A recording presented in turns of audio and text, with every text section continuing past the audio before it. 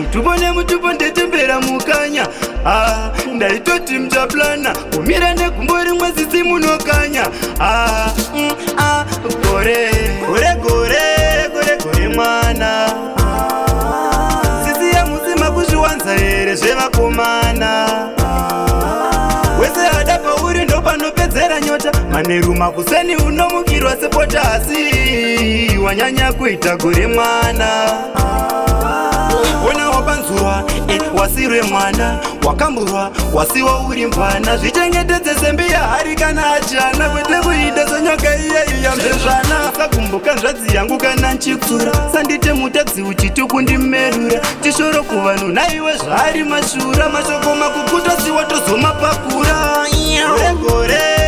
Gore mwana sisi yamusima kuzviwanza here zvevakomana. Wese hada pauri ndo panopedzera nyota. Manheru makuseni unomukirwa sepotasi. Wanyanya kuita gore mwana. Kosei muchidai azvikwaizvinai kuita munhu wevanhu anoda vanhu panganai. Sarudzai ndina kuti rerukai. Asi tanga wagara pasisi yachipopai. Nekuti gore waita gore mwana. Gore mwana. Gore mwana. Siya musima kuzviwanza here zvevakomana. Wese hada pauri ndo panopedzera nyota. Manheru makuseni unomukirwa sepotasi.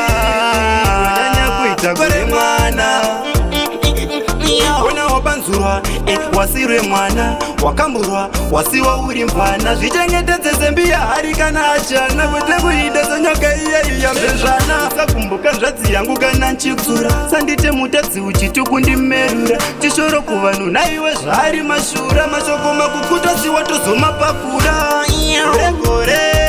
Gore mwana sisi yamusima kuzviwanza here zvevakomana. Wese hada pauri ndo panopedzera nyota. Manheru makuseni unomukirwa sepotasi.